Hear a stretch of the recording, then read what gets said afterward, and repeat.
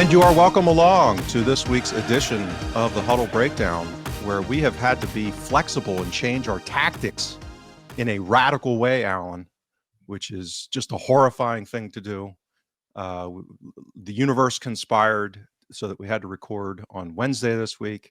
Won't get into all the gory details, but I'm recording this at 7:35 a.m. local time. So we've had to be flexible with our tactics here, Alan. So how are you getting on at this hour?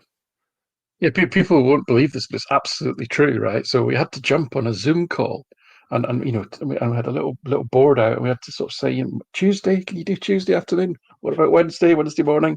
And we're kind of moving the pieces around, and finally, this is what we settled on, and but obviously because we're not very good at, and the magnetism and the board failed, so we lost one, so we don't have Laura today, so we've lost a player, but Yeah. we're here.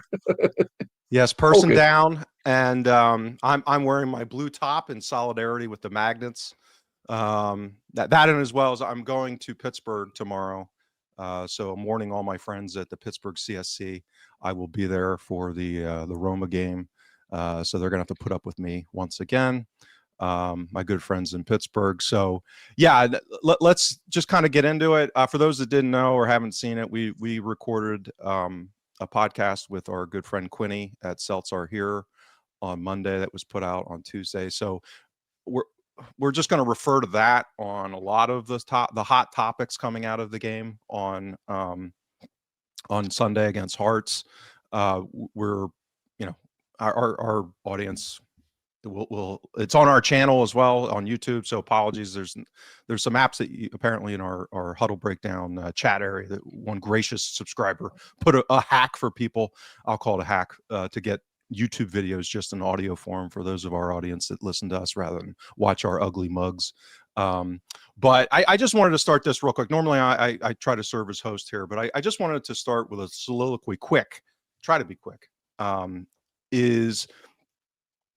What are we doing here, right? Why are we here? What do we try to do with the Huddle Breakdown? Because oftentimes fully understand that we can come across as pompous a-holes when we have a strong opinion that is in direct contrast with even consensus opinion or strongly held convicted opinions.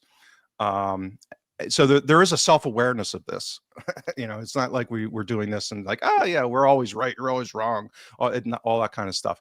So when we talk about focusing on data and analytics, it really is a quest to try and be as accurate as we can be, not only in analyzing what's happened, which is very hard in and of itself, but then to try to use it to predict what might happen in the future, right? With the humility. And that keyword humility that our new manager likes to use is one of the key words that has me optimistic on him in knowing that the whole endeavor of data and analytics is one we're trying to fit things on reality and figure out what the hell's going on with the humility that is a very difficult thing to do. And the reason why I start with this today is that the conventional way in which we as human beings engage, this is the whole reason why the analytics space, the whole reason why the philosophy of science exists, and they are adjacent to one another, if done properly, is that this stuff is hard and that human beings didn't evolve to be rational. We evolved to delude ourselves into thinking we're rational. The vast majority of the time, we're really irrational. And that irrationality gets heightened when the fight or flight mechanism in our brain gets triggered, when emotions start to go up, right? And that's why I was last week I talked about it. The last couple of weeks I talked about it. I was really worried about this transition from Martin O'Neill to Nancy, and had nothing to do with spreadsheet shagging or data. It had to do with my understanding and what I've learned over the years on human conditions. And because that is the key element. Al and I always talk about this relative to analytics. It's the human part that actually is the most important, because you have the best data, the best models. And if the human part of it isn't right, right fit, it all gets blown up anyway. So I was really worried about this transition because I saw a really heightened level of emotional buy-in, understandably, on the Martin O'Neill period, and that anchors people and then creates real risk of things like dissonance, where we do not have this ability. This is why I testimony, people that eyewitness testimony is unreliable. It's because when you're in the middle of a trauma, you don't actually observe reality in this like calm, clear sense. And so when we're all, going berserk at a sporting event, whether in the stadium, on TV, the idea that we have this omnipotence to globally process everything that's going on in real time is absolute nonsense. It's just not true. It's objectively not true. So that is what we're here for, is we try to go back because we experience that like everyone else in real time. And then the whole point of what Alan and I try to do is say, oh, okay, well, let's now step back, have a framework. We try to build a robust analytical framework to then process reality to try to project into the future. That's it. So when a lot of people get really emotional about stuff, that creates an ecosystem that oftentimes will deviate from a robust analytical process that's geared towards being more objective, trying to anyway, with the humility that we could be completely off base at times, and we are off base at times. So I just wanted to start with that because to revisit that, because sometimes when we say stuff that sounds completely outlandish, that's why. I'm not saying it's true. I'm not saying we're being accurate when we do it. It's just that's kind of the orientation as to why oftentimes. And I can say when I went into this landscape, and when I was saying at the time that Scott Brown should be dropped, and why that was so unpopular at the time, is because there was a fissure between kind of the collective emotional aspect and what I was seeing as reality. And none of these things are equal. It's not, everyone has the same thinking. I'm just, explain it. So Alan, with that soliloquy out of the way, what the hell we're doing here? What the hell did you see on Sunday, and what the hell's going on? Why is this huge fissure of perception versus reality? What's your explanation of how it's actually transpired? Well, that's, to answer that question is well beyond any analytical framework that I have, if I'm honest. But listen, there's clearly lingering discomfort in the support, and I'm treading very carefully here, because any attempt by me to characterize how the support is feeling is doomed to failure, and I wouldn't pretend or to be competent to do that. So it's just one person's opinion, but using things that I think most people would agree with would be that we're all frustrated at the state of the squad. Clearly, Brendan Rodgers was, he went all off reservation because of that. So I think we can all agree that's objectively a truism, that the squad isn't as strong as we'd all like it to be in compared to previous seasons. I think Martin O'Neill had said that as well, both publicly and Absolutely, right. Absolutely, and Martin O'Neill, is somebody to be listened to. And then there's general disquiet about the club, as we know. I'm not going to revisit all of the shopping list of issues that the Celtic collective have far more eloquently than I can put out there as to what those issues are. So that this is, and we've come from a period of sustained success. So there's a certain expectation, and it's a realistic expectation based on the resources of Celtic and the resources of previous clubs. Now, we've kind of reached this a very interesting inflection point where other clubs in Scotland are modernising. Definitely, I would say in the example of Heart of Midlothian, and aspiring to modernise in the case of the Rangers, and unexpectedly moving in very positive directions. When I look at like Motherwell, as well. So there's also all this is going on as well. So there's lots of change dynamics going on. So I think there's a general, all of these things are probably leading to a bit of unease and maybe a little bit of unhappiness in general. So I think when things start to unravel a little bit, as maybe was the perception on Sunday, then there's obviously there is a reaction, and I think for many, somebody like a Martin O'Neill would be seen as a safe pair of hands because of the huge legacy, Understandably. the Yep. incredible history that he has with Celtic. But again, what James and I try to do is, as much as we can sit here and talk about our affection, genuine affection for Martin O'Neill and recognition of all his previous, associations and successes with the club, we try to look at the games as objectively as we can. As I say, watch one first time as a fan, second time with the analyst hat on, and that's how we try and watch the game. And I hope that's what we try to bring to this. And none of that is to slight anybody in particular. It's just an opinion on, based on hopefully an objective analysis that's reasonably deep. I would like to think on how we think things went. So in that spirit, first thing I'd like to just tackle, and listen, again, what we always do here is acknowledge and other people's work. So I want to acknowledge someone else's work here, who happens to be a Rangers fan.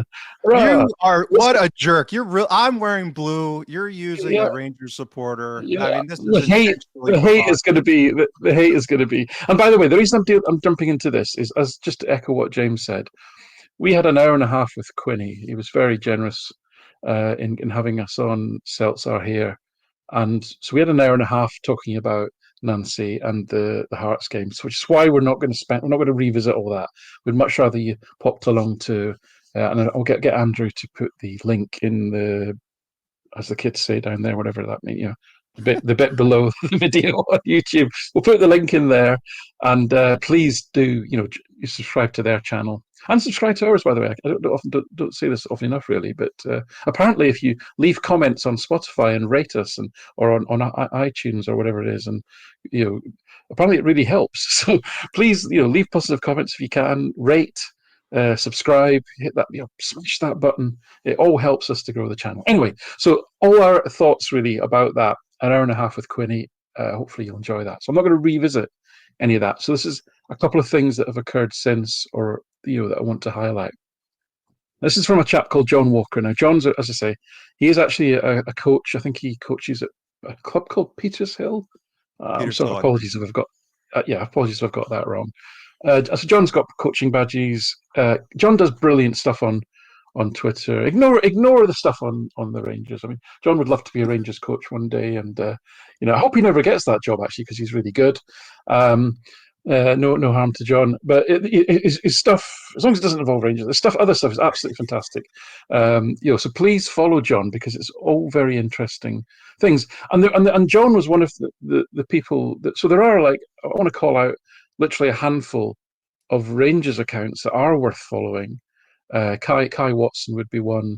The Kasky boys, Andrew and Patrick, obviously, and Joshua Barry is very good as well. And I think all of them, and I don't want to misrepresent anyone, but I think certainly maybe the majority of all of them had previously called out Wilfried Nancy as somebody that they would have liked to have seen have the Rangers job. And I can't remember which manager it was between. It's so difficult to know to follow. But anyway, so they'd actually already done a lot of work, more than anyone that I'd noticed in the Celtic world, because we don't change our manager that often. I had done on Nancy, and so I think if you listen to the sentient Rangers fans, they're probably a little bit concerned that we've got this guy as our manager. So I think that does count for something. So anyway, what John, because John's very serious about his coaching, he thinks about the coaching activity very seriously, and he was, a few bits of banter aside, which is absolutely fair game. He was a little bit miffed as well about the treatment of Nancy in terms of his use of the whiteboard that we joked about earlier. And he put together a tweet which I thought was excellent, which actually outlined what the hell it was that Nancy was actually trying to do. And I think this is very important to focus on because there was actually a point to it, right? And by the way, just to, hopefully that's self-evident to most of the watchers of this podcast. I do have to say, some of the reaction has been absolutely incredible to me. And there was one podcast, I'm not going to mention them, but because I'd hate to shame anyone in that way. There was a comment that along the lines of, "Why is Callum McGregor getting instructions from the manager during the game? Surely they'd have sorted that out at the beginning of the game." Just think about that for a second. Yep. Now, this was somebody who wasn't a young person, so they presumably watched hundreds of football matches in their life. So anyway, I'll just leave that there. So this is what actually Wilfried Nancy was trying to impart to Callum McGregor and Kieran Tierney. So the first adjustment, as John says here, was they threw on young Kenny, switched to a front two.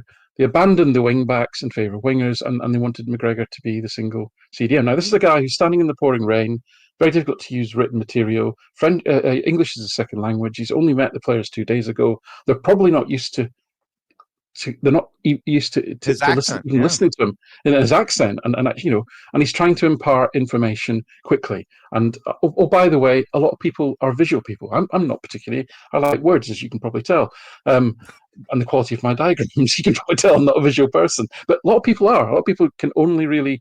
And one of the things that he said he bring to the job is clarity. So he was trying to be as clear as he could possibly be.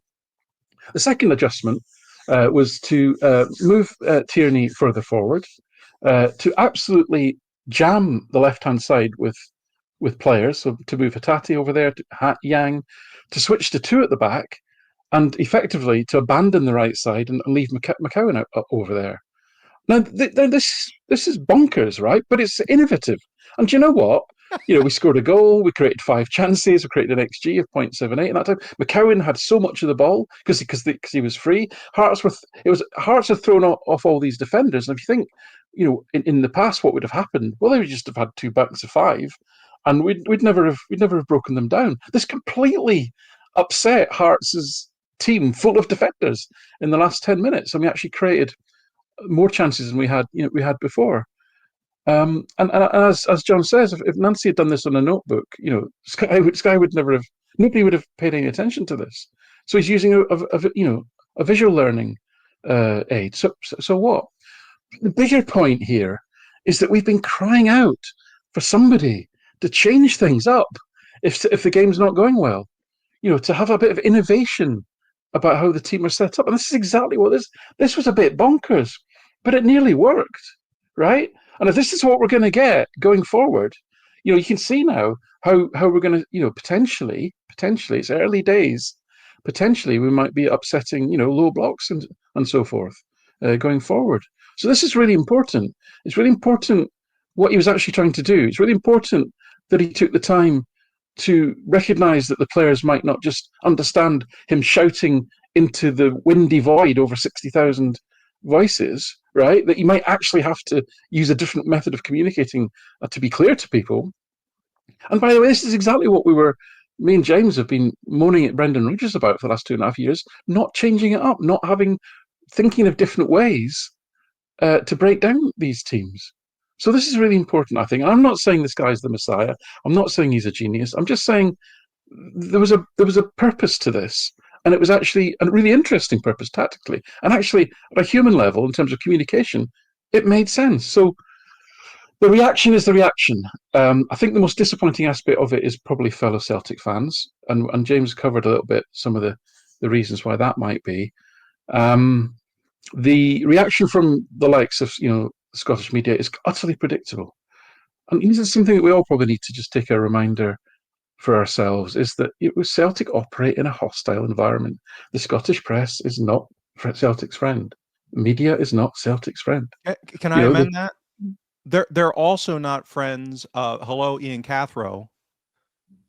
Modernity. They talk about modernization, but they actually don't buy into it. I call it preference falsification.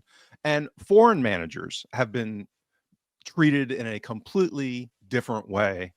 That's what makes Askew like a frickin' purple unicorn. We talk about Bloom being a purple unicorn in the analytics space. The fact that Askew got up and running and been so successful, he's been impervious to all of this. But normally, any kind of foreign manager that has a rough patch in the transition phase, Ange Postecoglou, anyone remember that guy and how he was treated by the media in the first 3-4 months? So I'm sorry, you're right. I just want to amend that. So Nancy has like the trifecta of why he's going to get targeted in that regard. So sorry to interrupt. Go ahead. Listen, and some of that is nothing to do with being whether you support Celtic or not. If you're a Scottish football personality, ex-player, coach, whatever, and you're pals with people in the media, you're going to get a lot of latitude whether you're Celtic supporting or not, right? And Oh, Nancy doesn't tick any of those boxes. So the inverted snobbery, the anti-intellectualism, the distrust of foreigners, the distrust of any modernity into the game, all of those things are widespread and prevalent within the numpties that we have in the Scottish media that report on the game in general. It's a generalization, right? Obviously. So listen, I don't feel obliged to, you know, to kind of add into that pylon. Really, I mean, those that follow me on X, hopefully have realised that, I've moved away from doing all this data stuff on X. It's now all on the huddlebreakdown.com, and there's lots of it. So please come along and join us. I usually use my X channel just to poke fun at the media. That's really, I do it for my own. It's such a cesspit. I might as well enjoy it, right? So anyway, listen, I digress. So the other interesting topic from the weekend. So please check out the latest Speedboat League table. Very interesting because it's about the fourth or fifth week in a row, game week I'm talking about, where the result has been X, like Celtic win or Hearts lose or something. But the Speedboat League has gone in completely opposite direction because the underlying data has suggested, well, on another day, it might have gone the other way. And this has been happening now for some weeks, actually. Hearts have been drawing or losing mainly drawing games that they probably should have won. Whereas earlier in the season, they were winning games that they probably shouldn't. And similarly, we're seeing with Danny Rule at the Rangers. He's now winning games that a nice little run of fixtures. So this graph is really intended to show. So this is the goal difference versus expected goal difference for each of the managers in the season so far for what we think will probably end up being the top three, although Motherwell could yet kibosh that, and that's good Hibs actually. So Celtic, the Rangers, and Hearts. So if we start off with Celtic, under Rodgers, in his games, the difference. This is the difference between the actual goal difference, the real goal difference, if you like, which was kind of a goal difference of 4, and the expected goal difference, which was near 11.5. So you can call that underperforming. You can call it negative variance, but what does it actually mean? Well, it means that a variety of things probably happened. The team maybe missed chances it shouldn't. The opposition scored goals that were maybe a little bit unlikely. Goals, shots from outside the box, goals from low-scoring, low-probability scenarios like set pieces, of course. Goalkeepers either having a great day or a bad day, depending on what end of the field it is. These are all the variance factors that we talk about that, are natural part of football. If you get a run of them, you can start to talk about it in terms of good luck or bad luck. But they're variance factors where the data doesn't fit the model. Now, the data will generally fit the model over the long term, and these are very small samples.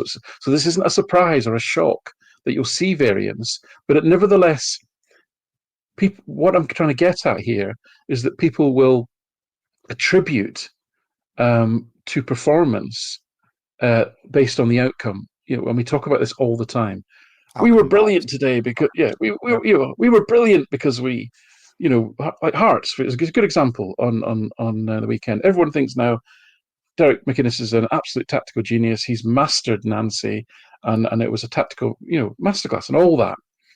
Now, I'm glad they think that, and I hope they think that for us for a long, long time. The reality was, had Celtic players over and over and over and over again completed 5-yard passes under no pressure around the edge of the Hearts box, Celtic probably would have created a large number of very good opportunities, never mind butchering the very good opportunities that they missed. But the attribution for that becomes Nancy's tactics were confusing and no one knew what they were doing, and Derek McInnes is a genius. Right, and this is why we go back and rewatch the games, hopefully with a reasonably cool head, and try to say, well, what actually happened here? Was it, and therefore, what is the narrative based on that more hopefully objective analysis rather than the the sort of purely heartfelt emotional analysis of being there, and then immediately writing a piece on it. So, was Rodgers unlucky? Is there a little bit of, well, the team were feeling crap about themselves, Rodgers was checked out, and therefore this is kind of the variance that you see in those circumstances? All Question. I plausible. don't know. Yep. All plausible, right? Similarly, with under Martin O'Neill, and remember, this is league games only, right? So how many league games did he have? Was it 6 or 7? 7? In 7 league Well, games, yep. Yep. yeah, in 7 league games, Celtic had a positive differential of nearly five goals. That's a lot, actually. A lot of positive boost, if you like, over a small number of games. We scored 12, conceded 1. We should have scored about 11 and conceded about 5. Now, again, some of that might be due to the fact that Martin O'Neill, as brilliant manager as he is, simply had everyone feeling better about themselves. That undoubtedly, if you feel better about yourself, you're probably going to perform better. But some of it was, last minute goal by Cal McGregor from 30 yards. That we saw the performances against Dundee and Hibs, etc. So Can I there's a number interject of real things. quick? Yeah, Yeah. yeah, yeah. Go on. I mentioned this with Quinny, but over an hour and a half, things can get kind of cluttered. I think this is a clarifying example of exactly what you're talking about, as far as I'll call it narrative laundering, which is the kind of binary. I call it in different situations. Derby dust is one way that I characterize it, because again, heightened emotional involvement with the game. Everyone's a genius. The manager's a genius if we beat Rangers, and then everyone just gets absolutely slaughtered if we lose to Rangers. In this circumstance, because O'Neill's so revered, again, understandably and justifiably, we win, the dust gets spread. I think a quintessential example of this laundering, as I said, is the difference in the goals from Engels, or shots, I should say, in Engels against Hibs versus Hearts. Right? Irony between Hibs and Hearts.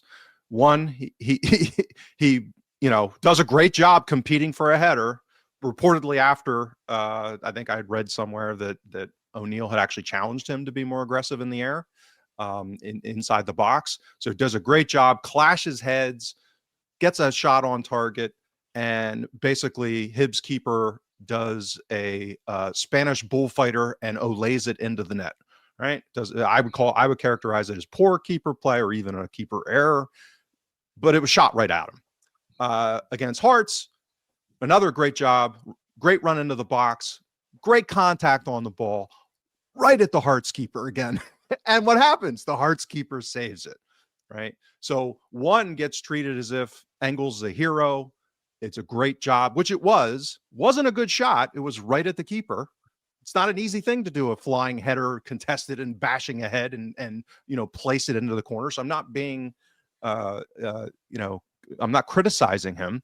And then the one against Hearts, so that's a classic example of outcome bias, right? That one gets elevated to this, just grandiose narrative about Martin O'Neill, which he did have probably a material impact on getting him to be more aggressive. That's good coaching. But the element that is not attributed there is the keeper play, and we can't control that. Martin O'Neill couldn't control it. Nancy couldn't control it. Engels couldn't control it. So that's what we're talking about here, is how do we attribute and carve out the little pieces of this complex puzzle in trying to actually figure out what the heck happened. So sorry, I know I belabored that a bit, but so get back to it, Alan. I know it's very important, as our individual moments and small samples. Just to continue the narrative a little bit, then. So over at Ibrox, then Russell Martin was neither overperforming nor underperforming versus what was expected. They were probably right to get rid of him because they were like mid-table, and they deserved to be mid-table. So that was the right decision, probably, to get rid of him. Danny Rule has come in, great guy, great coach, and he is more than O'Neill. He is massively overperforming. His team is massively overperforming their XG over the period of time. I can't remember how many games he's been there now, maybe 8 or 9 or something like that.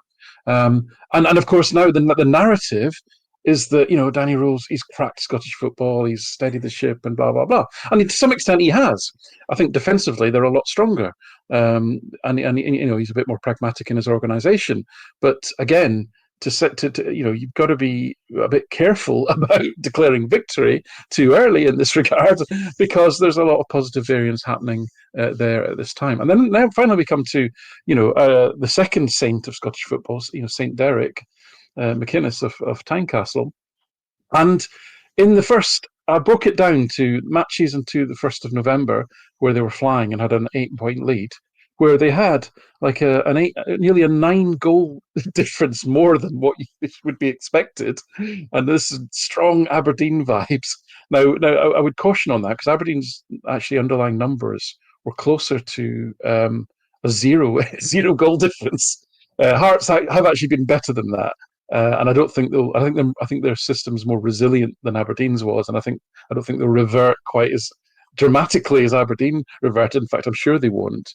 And then since that time, when they've started to draw games and lose games and drop points, mainly to Sunday, over the last four games, 4 or 5 games maybe, I think it is. That positive variance has slowed down a bit, but nevertheless it's still there. That positive variance that Hearts have had this season, which if you add it up, is over 11 goals difference. Just to let me put that into context for you. So if you look at the English Premier League, there is only one team that comes close to having the positive variance that Hearts are seeing in the Scottish Premier League, and that's James. Can you guess? I don't know. I don't follow the EPL that closely, so I wouldn't. I don't have a Neither great. do I. I don't. That was a very unfair question. So listen, it's actually Aston Villa. So Aston Villa, I think, are up to Oh yes, third. that makes sense. Yep. I think they're third, right? But they have got a plus 12 goal difference higher than what would be expected given the underlying performance data at the moment. So if you're a betting person and you're thinking of betting on Aston Villa in the next game, just be a little bit cautious. That's all I'll say. And no other team is close to double figures on their expected goals variance either way from what was in the English Premier League after 15 matches. There's only Aston Villa, and so Hearts are experiencing a similar level of, let's call it, positive variance. Now, listen, this has been shown that these kind of variance patterns can actually last for a surprisingly long time, whole seasons even. So that tells us something about the football and the nature of it as well. It also tells us something that there might be some systemic issues in particular teams that are actually driving this that we don't know about. There might be, say, for example, a weaker team that literally has either an exceptional goalkeeper or an exceptional striker or an exceptional creator or something that's driving a number either above what's expected to an outlierish degree. But the point I was trying to make there is that this is the Scottish Premier League this season. These are quite extreme variances that, apart from Russell Martin, that all managers have experienced this season. But we create narratives that are, I would say, slightly based on the outcomes, not based on what the underlying performance data is. And that's what I just wanted to highlight that, because that's what we're trying to do here. Now, poor old Wilfried Nancy, of course, has got off to a terrible start. We generated around about a 1xG difference positive to Hearts, and lost the match. Now, Which is one, completely normal, by the way.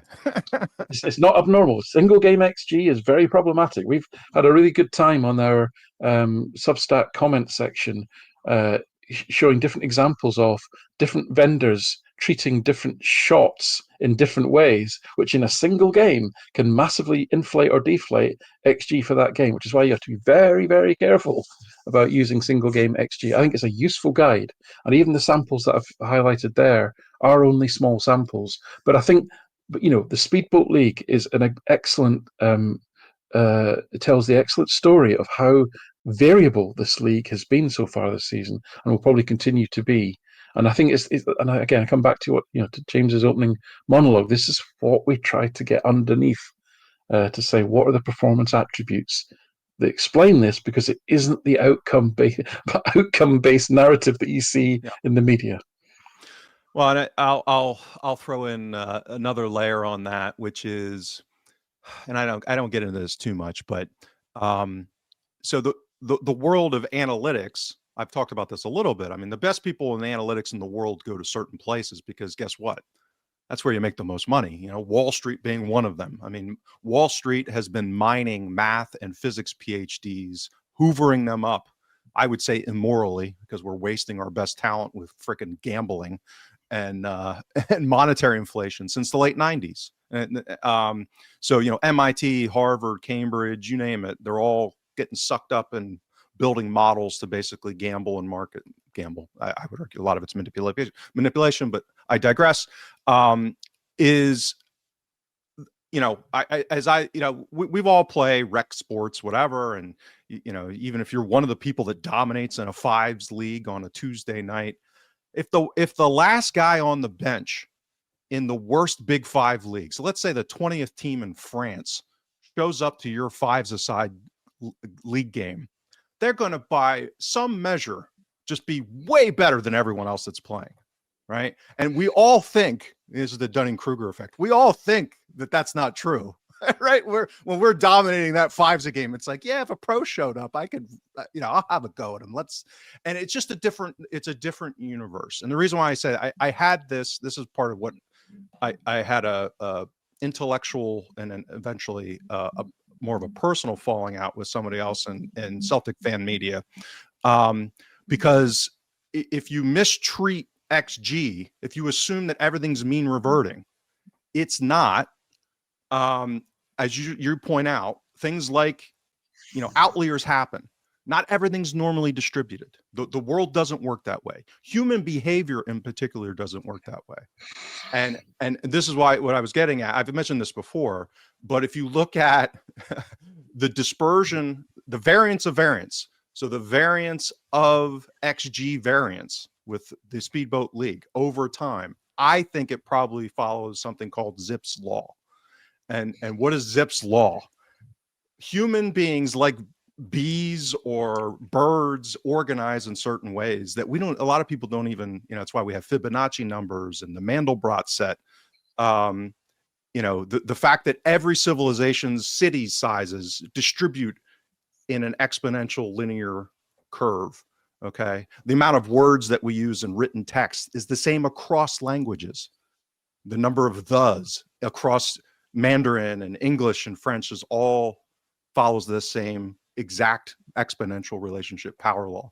So that's a level of understanding in analytics that is just different, right? So everyone's not the same dealing in analytics even. And so you either understand to a certain degree, you're either the worst guy on the bench in France or you're the guy in the fives-a-side league. And there's nothing wrong with either of those people. They're doing different things. But this is why when we talk about data and analytics, that key part is the analytics part. Because if you give a bunch of numbers and models to people that aren't really that sophisticated about it, it's actually can be counterproductive. Like thinking that expected points is forever mean reverting.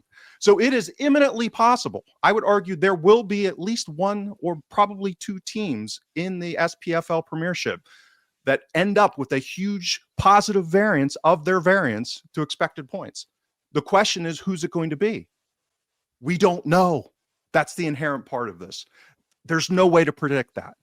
What we can predict, I don't know where the next city is going to be in China or the next civilization. We do know they're going to organize in a certain way, right? So there's knowable versus unknowable. So I just wanted to get into that because when we talk about these speedboat leagues and that kind of stuff, it's a framework for underlying performance. We can't predict the variance. We can't predict the future. We can maybe predict where it'll organize, kind of. So it's eminently possible that Hearts win the league this year and have an insane outlier. Rangers in the 10 in a row season had an insane outlier season. That didn't mean that they weren't the best team or even would have won the league, but to win the league by 26 points was kind of nuts because of the sequencing of positive variance. So I belabored that.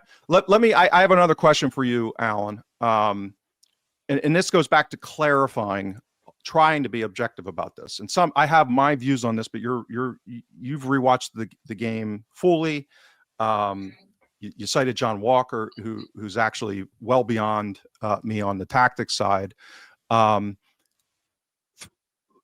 of the narratives is that, understandably, that Nancy came in and radically changed things. My understanding was, we'll talk about it in three tactics nerd ways. in possession, out of possession, and rest defense. So my view was that out of possession, we were still 4-4-2. That seemed to be our kind of defensive structure. He kind of changed a little bit. We tweaked who was where a little bit. But that's we weren't out of possession for very long. Well, but that's right. That's a separate Because conversation. we'll get into that. Yeah. Right. I'm not being. No, it's true. And my answer to that is I'm not sure, because there were very few periods in the game where Hearts had structured possession. Yep. To be fair to Derek McInnes, that probably wasn't their game plan to sit and have the ball and sort of pass it around in front of Celtic. Never going to be their game plan. But secondly, it happened so rarely. To your point about, so I think the question is, how different were Celtic to the Celtic that we've been used to? And I use the framework, the benchmark really of the last 4.5 years under Ange Postecoglou and then Brendan Rodgers is with a few subtle shifts, broadly analogous. It's very similar style of play. It's a positional game, and I characterize it by saying, defensively you have a very high line, and Brendan Rodgers' defensive line was actually higher than Ange Postecoglou's. Without the ball, so with the ball, you put a high premium on maintaining possession of the ball. Now Ange Postecoglou's team, he exhorted them to move the ball a little bit quicker than Brendan Rodgers' team, so we're seeing a higher. Take a bit more risk, a bit more risk. It was on the margins, but it was a bit more risk in the game. We're not talking about a radical change, right? So again, I'm going to come to the narrative that some people are going to hate, but it's all there in the data. I'm just objectively relaying the facts to you. It's not my opinion. But anyway, let's stick to where let's build the story. So it's all about. So with Rodgers, with Postecoglou, it was a case of overwhelming the opposition, moving them around, keeping the ball moving quickly, and exhausting the other team.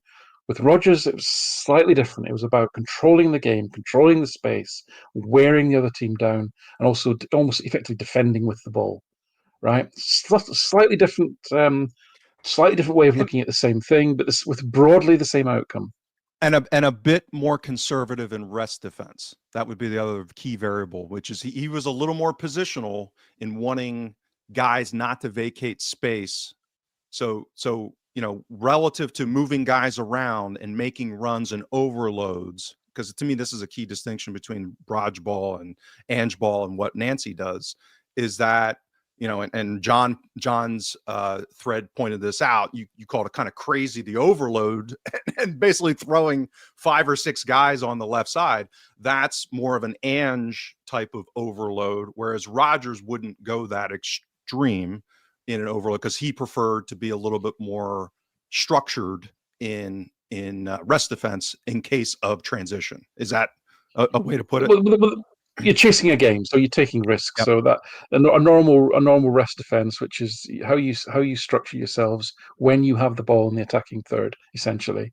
And both Ange and Brendan were like a 3-2 or something, or a 2 and a 2 at the very at most. It might be the 2 centre backs and then McGregor and Taylor in front, and then you'd have the other 6 players attacking. Now it actually was Rodgers that went a bit crazy at the beginning of this season when he had like a 2 and a 1, and that 1 was McGregor. And then we saw the Aberdeen game was a great example of that, where we continually looked like we're going to get caught, but they just butchered every single opportunity they had to take advantage of that. And we were like, I was really worried that if this is the way the season's going to unfold, we are in big trouble in transition. But anyway, so actually Rodgers was a bit more, but you've seen Ange in the English Premier League, high line, throwing players forward, etc. I don't think Ange was ever as extreme as what Nancy did on Sunday, because that's the relational bit. That's saying, right, I just want you to, I don't want you to kind of probe every half space. I want you to all be over here, and then and all work together. And oh, by the way, this guy hopefully will then get free over on the right hand side. Was the idea. So anyway, so high line, high possession, slightly different approaches to what you then do with the ball and the verticality, etc. And then off the ball, counter pressing. So that means you lose the ball. First 5 seconds after losing the ball, press. You presses the gang, press it on the right triggers, etc. Rodgers was excellent at this. He coached the team really well in this. and pressing in general. So, especially in Scotland, you lose the ball, you generally press. Then if you lose the ball and the press isn't on, and the other team have got, let's call it, safe possession, then both under Ange, under Brendan, it was a 4-4-2. You slip back to your 4-4-2. That was your default defensive shape. So what's that formation? That's why you don't lose your shit because it's three at the back. It's very rarely three at the back, right? When we're attacking, it's not three at the back. When we're defending, it's 4-4-2, right? So anyway, so was it really radically different? Well, what was radically different was when Martin took over. Because when Martin took over, we dropped back slightly. We didn't have quite such a high line, and we started playing a lot more vertical football. It was actually statistically significant, the drop off from something like 580 passes a game, and then it fought against Falkirk at home. It dropped down to like 450. That's a huge. That's a stylistic. That's not a nuance. That's a stylistic change to how the team was playing. Regardless of how Mark Fotheringham characterizes it in an interview, which might have been their intent and his view of it, but the point was that objectively it was a material shift in how the team was playing. It's a material shift in the way the team was playing. Now, the problem with that approach, obviously, if you're going to play more direct football, more verticality, maybe take more risks in your passing, in the sense that it's harder to pass 50 yards than it is 5 yards in terms of accuracy for all sorts of reasons, which are hopefully obvious. More duels, more headers, all that sort of thing, is that you're going to give up possession more. The other team are going to have the ball more. And in the context of Scottish football, that means, guess what? We know what happens. If you give the likes of St Mirren loads of throw-ins and loads of goal kicks, and it's 0-0, the game slows down. The momentum goes out of it. They can take what they call take the sting out of the match. You don't have that pressure, that momentum building of possession and probing and making them move around. They can reset. They can then launch a ball on their terms to their two big strikers. So essentially, what I'm talking about is you lose an element of control, both of space and time and the ball. And this Celtic team and the squad wasn't built to play football that way. Now, it may well have been, had history been different, that with a transfer window, we might have bought players that suited that style of play. The style of play that we went to under Martin O'Neill was analogous to what we were playing under Neil Lennon before Ange came along. Very similar metrics and around style of play. If we talk about style of play metrics, very, very similar. So Nancy's come in, and guess what? A very high line. High possession. There was something like 730 passes, but they're quick passes. They're one-touch passes. This is actually like Ange ball on steroids in terms of the intensity of the passing, the quickness of the passing, the movement. First 20 minutes, I'm thinking, I hope he thinks that they're really fit, because it's going to take some effort to keep this up. And I think it will. And I think it's something he will learn, that I don't think the team can play quite that intensely as they did the opening 20 minutes. Over game after game after game, midweek Sunday, etc. But it was back to more adjacent to Ange ball in that sense. The pressure, the counter pressing, and the pressing was fantastic. Hearts could not get out of their own half. They could not connect at all.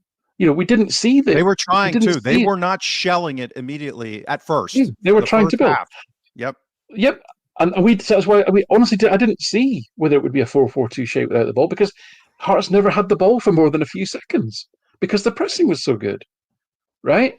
So in terms of style of play, and in terms of, this is what we've seen on a very tiny sample from Nancy, is that it's highly adjacent to how the team played under Postecoglou and Rodgers. Now, the twist is this relational aspect that we talk about, and we can't really put videos up today, unfortunately, but I'd like to have shown you some examples, and there were some really good examples where, rather than let's say the positional, where if you think about a four-man defense, you're looking for your attackers to hit these spaces between players, and you're looking for overloads to isolate the wide players, pull these people out of position, and have midfielders running in. But it's all about dividing the pitch up into zones and making sure there's never more than one player in any zone, or there's not more than one player in any lateral zone either at any one time. This is. I mean, Manchester City's training ground is all laid out like this, and Guardiola will go nuts at you if you take the same space as another player. Nancy's not quite like that. So he has the same characteristics of play as we've talked about in terms of moving the ball quickly, pressing, counter pressing, high line, all those things. But what he's looking for is for the players to take some personal responsibility and say, where can I create danger? So it might well be that in your four-man defence, suddenly the left winger pops up here over on the other side because there's an opportunity to create the overload there, and then the left side of centre back might come up here, and suddenly there's nobody there to mark him. Tierney had an absolute blast, and the individual performances largely got forgotten on Sunday, but Tierney's numbers were insane. If Tierney's future is the left side of centre back, it looked like a perfect fit for his skill set. Very early days, we'll see, but he seemed happy with his performance. Wasn't happy with the result. He was absolutely terrific on the day. Well, so anyway, quick, I digress. Sorry, yeah, go on. Real quick, because that's going to be a trigger. I can see this as a trigger. You just said left center back in a back three, right? And again, this is why understanding how Nancy actually plays is so important. Is because people have this orthodox thinking. Like Martin O'Neill's left center back in 2003. That's the guy I think in my head. That's how Tierney's going to be used under Nancy. It could not be farther from the truth. In his system at Columbus Crew, for example, he converted fullbacks into center backs for the outside because they ran around so much and they move so dynamically that they're not orthodox. This is not an orthodox back three. This is why I wrote I forget exactly what I called it. A Wilder Ange Gasparini is what I called it. I think something like that. Taking some of this, because again, none of this stuff is revolutionary. Other people do various versions of stuff. Is Chris Wilder's use of wide center backs, making marauding runs up through, having them overload like fullbacks, having them play like wingers at times, right? All that's radical. And then you have the Ange ball element, and then you have the 3-4-2-1 that we're going to see. We'll talk about here briefly in a little bit about Roma on Thursday, like Atalanta has played, and now he's doing at Roma. So I just wanted to say that when you say Tierney at left center back, it's not like Rodgers did in his first tenure, and we talked about a little bit with Tierney over the summer. He was being deployed in the Lustig role, which was a de facto kind of fullback playing at center back in a back three in possession. That's not what this is. This is totally different.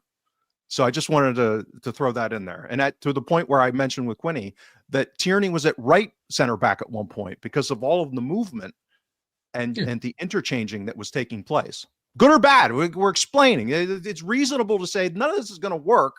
This is way too aggressive. All of that, but I just want to properly attribute that this is not a back three in the orthodox sense. Right, absolutely spot on. This isn't going to be, use Bulgarian and I will not cross the halfway line. I stop as soon as I see that white line. This is completely different. So that relationism is about finding connections, finding space, not based on what position you're playing, but based on where you think that you can hurt the opposition. And that requires a level of autonomy and decision-making by the players that is quite high-end and quite difficult, and I would say more difficult in modern players. And the reason I say that is because of what I'd call the academization, the productionization factory concept of churning out footballers. And, because positional play, the Guardiola model, if you think about it, has been so dominant as the paradigm for how football's played over the last 10, 15 years that, are there that many players around who can play this more kind of relational game? Question mark. So this is why it might all fall down. Absolutely. These are all the risks we're talking about. Again, I'm just trying to explain that, but conceptually, this was far closer to what the team had been playing for the last 4.5 years than it was to the eight match, Martin O'Neill period. And I think that's an important point because I think he changed too much, and nobody knew what they were doing.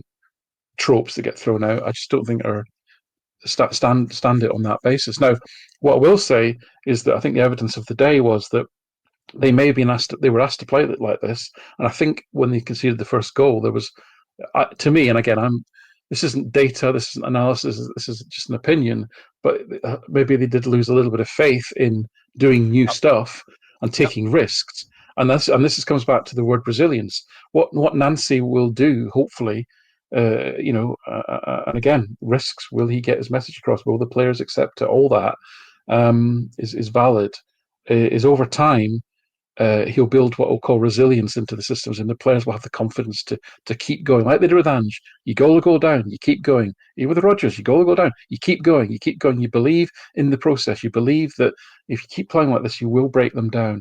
And I think they didn't have that confidence when they went a goal down. That's why the second half was a bit less of a mess. And Nancy said this in the end of the game when he talked about players banging the balls into the box rather than passing the ball into the Yep. box. That's exactly what he meant. Players felt they had to do something. I need to do something. I need to get the ball in the box. And Well, he's looking for people to create connections. He wants you to pass to somebody who's then free. Players just running with the ball a bit too much. That's again, it's a stress indicator. You're trying to take responsibility by keeping the ball, but you're not doing. You're harming the team because you're not. It all breaks down then because the guy that was free when you got the ball isn't free anymore. So these are all the things that he as a coach has to handhold the team through on the training ground. That's going to take a little bit of time. Well, eminently human, which is, I talked about triggers, goals the trigger, and Hearts score the goal, and now all of a sudden people get emotional. The crowd gets emotional. We're complex groups of beings, right? So that does come down on the pitch. And what do people do in crisis? They usually revert to their priors because that's what's comfortable. So it completely makes sense that this would happen. And again, I don't think we're being myopic in that there's not going to be issues here. We've talked about it endlessly in the last couple of weeks about the risks of him executing this intra-season kind of being inherent, as the risks were with Martin O'Neill, by the way, as Alan pointed out. Like, it didn't go swimmingly from a performance perspective. We got the results, generally speaking, with one, gory, horrible Midtjylland game as the exception. But, the analogy I like to use is, concert music, middle school concerts between the orchestra and the jazz band, right? So if you take a kid that's learning how to play an instrument in an orchestra, that's not great sounding, right? You can get through it though as a parent. Boy, if you take one of those kids that have no idea how to do a solo and throw them into a jazz band, everyone's going to want to rip their ears off and get the hell out of that auditorium very fast, right? So it's not as if there's, you get Arne Engels and you tell him, unleash your inner creativity. That may not go that well. And particularly in the inner part, the early parts of that freedom to express himself. And I think that was part of what we said. So was that radical to try and encourage these guys to be more decisive, to have Austin Trustees? I'll have a video clip for the Extra Time show on Friday. I'll probably go over. We're going to record it on Friday. There was instances where he ran into space, and then you see him start to get nervous, right? And again, to credit of Derek McInnes and Hearts, it looked like they had game plan to allow Trusty to have that freedom on the ball, because generally speaking, he's not that dynamic in possession.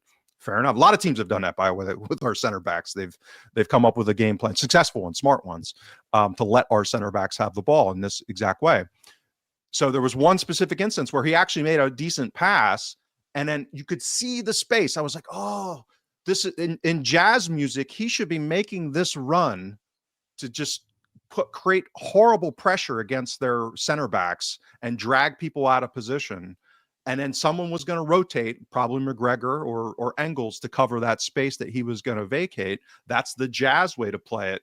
And then he does this and turns around and runs back into his spot that he's supposed to be, that he's been drilled probably under Rodgers, that in rest defense, we have to have a center back in this zone in case we turn the ball over. So it's those types of, the guys aren't going to get reprogrammed right away. And then also the guy had 2 days in training to convey it. He's yelling at them during the game, come on, do these certain things. this all is kind of the context of what was going on. And it's my comments with Quinny, why I thought the fact that it went so well, I thought, because I have such low expectation as far as unleashing some of these players to be more creative, because I don't think they've shown much decision making positive, like Taneki, like Yang, like Engels, that I think in my analysis and when I benchmarked them when we signed them, that's a relative weakness. So again, I'm not suggesting we're going to be binary in our fluffing of Nancy. If he continues to play those guys in certain ways, in ways that we think, is misusing them, we're going to call it out. I mean, that's what we're here for.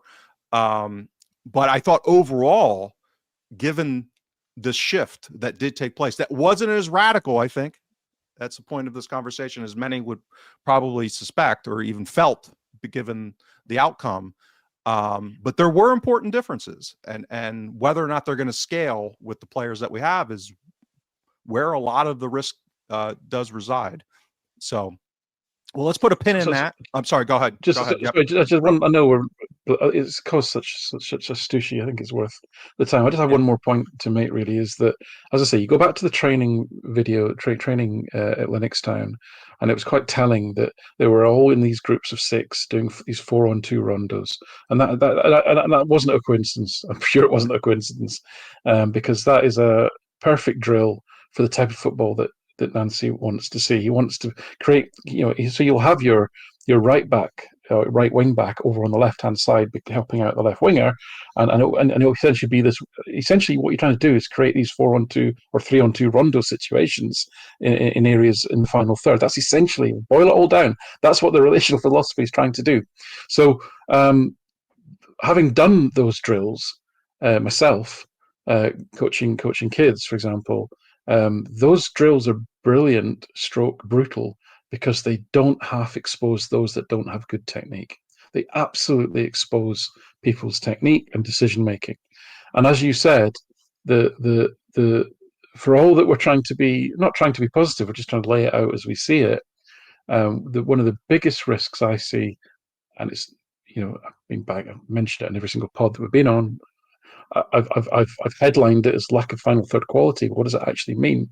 It means that the decision making and ability to execute in the final third. Taneki gets a lot. I've seen actually some appalling attacks on Taneki, by the way. People forget, honestly, his ball carrying is probably elite level in Europe. It genuinely is. It's unfortunately, when he gets into the box, it all breaks down. And I know you might think, well, what's the point of that? But again, the analogy you brought up about Ryan Kent. Ryan Kent had a very sort of media darling career at Rangers on the simple fact that he could carry the ball from A to B. Don't underestimate that as an ability. Anyway, so yeah, exactly. So I'm not going to pick on him specifically, but one of the interesting things, if you go back to that first half again, especially, and for me, the way where the game was lost was really in that first half, where Celtic disorientated and moved Hearts about to such an extent that we time and time again got players on the edge of the box under no pressure, who had a simple pass in front of them to slip between the lines to Maeda or to another attacker, and we butchered virtually every single one of them, right? And that's the issue. Right? And I don't think my concern is that those players are not going to get any better. Hatate's not going to get any better when he's playing under pressure. Engels is not going to get any better at playing cute passes. Tineki's final third delivery is going. Nygren had a dreadful game in that respect as well. None of those players, I don't think, are going to get any better in that. That presents huge execution risk for Nancy. But the other point I just make on this as well is that look at the number of times somebody, let's say a Hatate. So Hatate's nominally the left-sided number 10 in this situation, but he's playing his through ball from the right side of the box. And how many players were trying to play these passes not in the positions you thought they were playing? That's the point. So you've disorientated the structure of the opposition. You've got a player into these dangerous zones outside the box. Zone 14 and 13 and 12, whatever they're called. And You know, all that The trendy dice hipster, zone. you know, and you've got you're under very little pressure, and you've got the opportunity to feed in a forward, and you butcher every single one. But the point is that to me was hugely encouraging. If the players are incapable of then executing on that, they're going to get badly exposed. Last point, an interesting outcome that I didn't quite appreciate when I looked at the data is that whereas under Rodgers and Postecoglou, you'd have the centre backs 100 passes each, Kevin McGregor 85 passes, and so on and so forth, and then the wingers might get like 20 or 10, and then Kyogo or whoever would get like 5. Okay, in this system, everyone's going to get the ball to a greater degree than they used to. And again, I come back to this point. My goodness, their technique's going to get examined on this one. So I think this is our greatest risk. I think to say he had 2 days with the team, I thought it was almost remarkable how well some of these patterns were executed in that first half up to the final decision. But it's the players that we have in the squad and their ability to execute that final decision that I have the greatest fear on between now and the end of December, especially. I don't know if we'll get anyone in on January, who knows? But that to me is the biggest risk as I see it. Yeah, and again, just as a testimony to that, this idea that players, to some degree, didn't know where they were supposed to be because it's not organic yet. It can't be. It's not going to be muscle memory for them to be playing jazz that quickly. Is really Hearts were, I wouldn't call them ineffectual on the counter because there were a couple of sequences where they had decent, threat that they created off the counter. But generally speaking, it wasn't one of these games where they were just killing us in transition. And to me, that's the litmus test in this kind of extreme stress testing, given the conditions of 2 days. And so the idea that this is why, again, I'm kind of not kind of, I see a lot of reasons to be optimistic. Is if that would have fallen apart, if they were just carving us open constantly in transition and breaking against us, like Ange in Europe at times, or like, in those kind of, certainly at Tottenham at times. So that I took as a huge encouragement. I think the other part of this, I got into this a lot more with Quinny, so I'm not going to belabor it. But guys like Balak-Wisha and Iheanacho are the solution, right? So these are the guys that are going to have to come in, because these are the guys that they've shown in their careers the ability to make those passes and make those reads in the final third, right? So Nygren, I agree with. We'll see. Like he's one I'm like, he's a system. Do you want guy. him on? You want him on the end of it, not trying to pass the ball through. Probably, he's not good. Yeah, probably. I could see maybe a growth mindset making him at least serviceable, maybe, because again, his profile at his prior club, very system oriented. So I think he might be able to get coached up into being serviceable in that regard. But those are the two guys that their profiles are clear and obvious for this. And given the halo around Iheanacho coming back from injury, but the halo around Balak-Wisha and the negativity, maybe even within Lennoxtown, of the legacy staff would be my guess, because he objectively was horrible playing a left winger mostly in a 4-3-3, because that's not what he has been good at for pretty much his whole career. So I have some hope here that, and I don't know, we'll see, but I can't believe if he's doing these type of rondo drills, and I'm not a coach, so I don't even know what you're talking about, what rondo means. But from what you've described, I used to take 3 hours to put together an 8-year-old coaching plan for one practice in rec, for God's sakes, Alan. So that's who you're dealing with there. So, that stuff will come out quickly. And I suspect I'm hoping that Nancy will, adjust accordingly and get players better positioned. Because I agree, that's not Hatate's role. He's suited to the Jazz, but he's suited to the Jazz from coming deep with forward. Time. Let him freelance coming from deep to forward, not have him forward and have to deal with 5 guys around him and that kind of thing. All right, let's move on because we're running over time here. People have already listened to us enough this week. So Roma, we're In case going we to didn't try have and get this. enough Yeah, problems. Yeah. we're going to try and get this out in time so that people can hear this before the game on Thursday. So we both had the same comment to one another before we went live recording, and I thought we did, and I won't speak for you. I did a horrible job in analyzing Feyenoord going into the Feyenoord game. It was a lazy performance for me. And that's excuse making because I was so wrong, but I genuinely had not looked at them that much because I was so dour going into the game. So really bad job from analytical job, not right or wrong, just poor performance. Underlying performance for me was putrid going into the Feyenoord game, regardless of the result. And you delivered. You matched it on the pitch. You matched it. Yeah. I did exactly. The outcome certainly matched the preparation. Yeah. That sometimes it happens. Yep. So I didn't want to make that same mistake with Roma, and we might lose 5-0, but because there are some serious risks here. But I was a lot less daunted after looking in specifics on Roma than kind of the brand. They've been top of Italy, Serie A for a lot of the season. Oh my God. It kind of reminds me of when I looked at Lazio in the Champions League a little while back when they were close to the top and underlying. I was like, they're not as good as they sound. We had a really good team then. Well, no, I know. That's why we could lose 5-0 at home, which would be a train wreck, and the hysteria would accelerate. But so let's talk about Roma. Why are we afraid, but not as afraid as we probably were a week ago? Yeah, so this is their Serie A form. Now, Serie A, by the way, and this is a relevant aside, is to keep an eye on it, right? It's mental this season. You've got 5 or 6 teams all within 1 or 2 points of each other. I think 10 points will take you down to about 10. There's a lot of teams that are competing for the league. Roma had their stint at the top.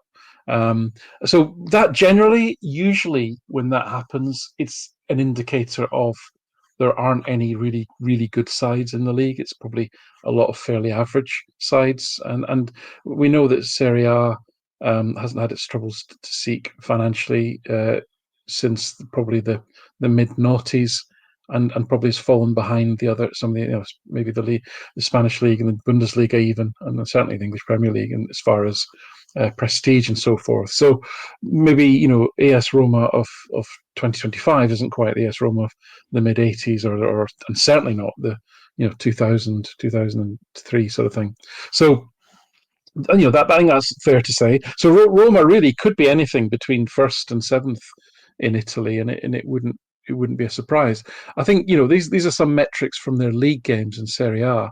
I think the one takeaway I would really ask you to focus on is the XG. Really, we've talked about XG a lot today. XG for 17.3, XG against 16.5, almost parties. That is their underlying performance. Now, that tells you a lot, I think, about the competitiveness of that league and the fact that they have managed to get to the top of it without really being overwhelming in any way at all versus the opposition. So I'm not going to belabor this. I want to just jump ahead a little bit to how they've done in the Europa League, and I think the numbers there from a comparison against a peer group that we can measure ourselves against is, they've won 3, they've lost 2. All their games have been pretty tight and competitive, apart from their last visit to Glasgow, of course. But they did beat Midtjylland. They have had a win in Nice, but they've lost at home to Lille, and they lost at home to Victoria Pilsen. Would you believe? Who again? Yeah, I'm sure. But still, yep. But that does speak to some of the underlying issues then with Roma, which we'll come to. So summary of their style of play. This is an incredibly similar team to Celtic. Now, it's a Gasperini team. We came up against Atalanta last season. That was Gasperini's Atalanta, an excellent side, very well coached. He hasn't quite yet managed to get to those levels of coherence with this squad as yet. But in terms of style of play and basic shape, that sort of 3-4-2-1, it will be very similar. They play a very high line. Does this sound familiar? And they have a very low level of directness, pace towards goal. Where they're having real issues is in attack, as they're really struggling. I think they've scored something like 15 goals or 16 goals, 17 goals maybe in 15 Serie A games, something around that, more or less a goal a game. And although they're generating a very high volume of shots in the Europa League, the actual XG per shot is one of the lowest qualities in the competition. But they do generate a lot of shots from high pressing, which will be interesting because I think what Nancy would like to do ideally is really provoke the press. But the idea that somebody like Austin Trusty or Liam Scales or whatever is going to tease an Italian forward into overcommitting and then play a beautiful through ball that splits the lines to release one of our forwards is probably a little bit fanciful at this stage. They don't generate a lot of counter-attacking shots, funnily enough, which Celtic are also really bad at, which is surprising given how both teams play. The concern for me is that defensively they are really, really strong. They've hardly conceded any goals all season. They've got the lowest. They give up the lowest XG per shot in the Europa League, whereas Celtic are averaging 1.26 XG per game conceded. They're like half that. They're like 0.61. And they only give up 8.8 shots a game. Celtic give up 15, and they only give up 0.04 xG from set pieces as well. And in terms of their pressing game, again, we seem to have been. Our fixtures this season seem to be against all the top pressing teams in the competition. Sturm Graz, Feyenoord, and now Roma are up there with Celtic as the highest, most aggressive by volume and success of all the pressing teams together. So, in summary, they're a team that has significant issues really creating and finishing chances, but they're incredibly solid at the back, and they play a very similar style to Celtic. So my concern is that we just simply can't score against them. This could be 0-0. This could be 0-0. So I agree. My anxiety about this game is not so much that Roma are a fine-tuned machine playing the way that Gasperini played at Atalanta, because I don't think they are yet. Maybe they'll get there. He's done a lot of chopping and changing. He seems like a guy who's trying to figure it out, striker position and various other things. But I think the style here, this is the distinction that I didn't get right with Feyenoord, the interplay of style, the way that O'Neill and Maloney had switched things at Celtic versus how Feyenoord play. I think that's where the danger resides here, is to your point, the Nancy trap. Because we didn't really get tested on this at all against Hearts, because again, to their credit, to a degree, you have to give them some credit, is that they didn't really high press us at all in that game. Nothing material. So they were dropping into a mid block and letting Trusty have the ball, basically, was their setup. So that is absolutely one way that this transition to Nancy ball could fall apart in a tragic way. And I think that'll be interesting as to what he does on the selection basis, given the limitations on the squad, not only because of injury, but because some of our better ball-playing center-back possibilities are not in the Europa League squad. So Inamura's not in the squad. I'm not saying you play Inamura, but Inamura's not in the squad. JSP, I don't think, is in the squad. So he's pretty limited on his options here. So I think it will be interesting to see, because I could see if same back three with Engels in the pivot, a Yang as a wing back, Maeda as a striker, trying to do this heavy involvement, technical passing to get out against a team like Roma. Doing this could be absolutely a train wreck. I see that as a plausible scenario, if not a base case scenario. Like, I'm leaning towards that would be base case, and then it's whether or not they take their chances. Because I am skeptical that the Rodgers game plan against Atalanta was to end up playing shell ball, but it ended up being effective when we just defended our box and get it the hell out. we kind of resorted to that because they were suffocating us, and we couldn't pass out. And this is a much worse Celtic team. So I worry about that. So so we're a bit of a roller coaster ride. Not optimistic going into the game. I could absolutely see this going horribly wrong with a lot of mistakes, and this is I worry about, given the hysteria coming out of Sunday, that I could see this going really bad, and not diminishing like why I have optimism as far as the structural parts of it building domestically. And I think maybe we'll leave it there because we want to leave on a positive note. So pin on Roma. We touched upon this a little bit with Quinny, which is one of the analytical mistakes I made when Ange arrived was not appreciating the, I'll call it, skew in his style of play and how it applied domestically, and how suffocating it was, and how little domestic opposition could punish, even when we were caught in transition, that then would be amplified in Europe. So what that leads is kind of like, I mean, we made Hearts look like a run-of-the-mill SPFL team. That's what the underlying data looked like from Sunday. And again, that's not to be churlish about them winning the game, and they did a lot of things right, and some of their players had really good games in the context of the game that they could control. But over the rest of the season, playing this way against most of the domestic league, we are going to suffocate them, even with not great players, because our players are still better than their players.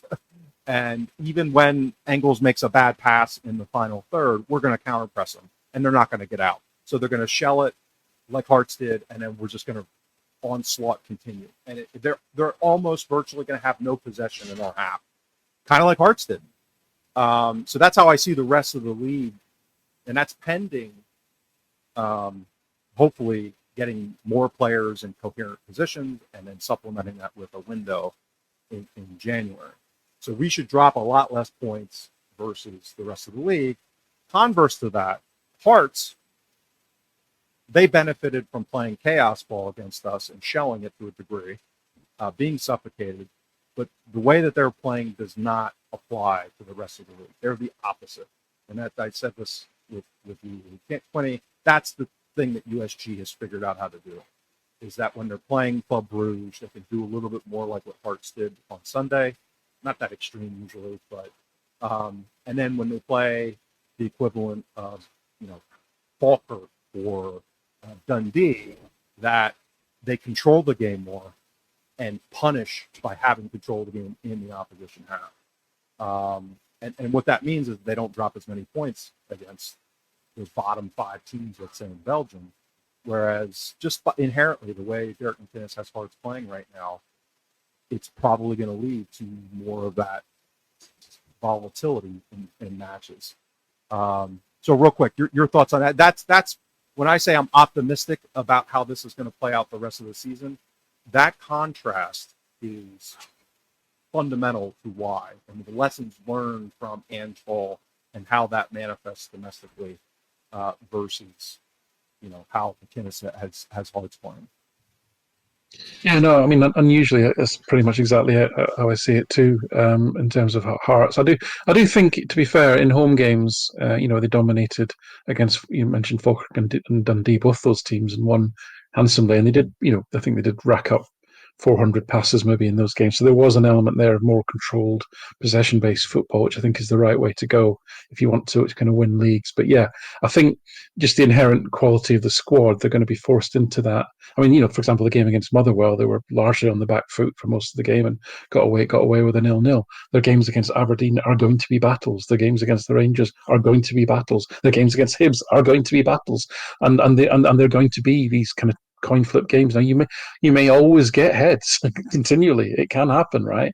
But it's definitely a risk. And as I say, I think as I keep coming back to, we don't know how Nancy Ball is going to emerge. We don't know if the players are going to be receptive to it, and I'm mostly concerned about again, if we don't improve that final third quality or find solutions within the squad, as you mentioned there, Iniacho, Balikwisha, as those kind of two joint tens, for example, would seem to me to be the most, the best fit really for the what that role expects. If you can't figure that out, and we just continually, underperform on an XG and completely butcher chances, and then concede a goal, a mugging from a set piece or whatever, then we'll continue to see some negative variance as well. That's really my kind of main concern. But I agree with you in terms of how the league will go. Celtic are still, and I've seen various models still predicting. And again, these things are tricky, especially this amount of variance that's going on this season. I said a couple of weeks ago, 10 points clear of Hearts, 20 points clear of the Rangers. If you look at the Speedboat League, it suggests if things continue as they are. It's not a predictive model. It's saying if you continue to perform at the same level. Now, you could argue that Hearts have been performing at a level that may be a little bit above the norm, and Celtic have certainly been performing way below their capabilities. That Celtic would win the league by around 6 points from them and 15 points from the Rangers. Now, so I'm still of the position that will broadly, directionally be the outcome, providing the players are receptive to Nancy's, given the time to settle in, and that we do improve the quality in the final third. So I'm not panicking at all yet in that regard because of those underlying performance factors. I think forget 3-4, 3-4-1-2, whatever. Forget formation. Think about the way the team's trying to play. I don't think this is such a radical step forward from where we've already been the last 4 years, and it should be a style of play that the players can adapt to relatively quickly. Well, that was completely off brand, finishing once again with some optimism. So thank you as always to the audience for joining us. As Alan said earlier, please like, subscribe, do whatever, et cetera, et cetera. For our huddlebreakdown.com subscribers, I'll be recording a post-game review and a preview with Martin Murphy on Friday. Alan has a life or something. I don't know. He's got something going on Friday and Saturday. How dare you? Yes. So we'll be back, and that'll be out sometime later on Friday ahead of the big cup final on Sunday. So thanks again, and we will see you again down the road.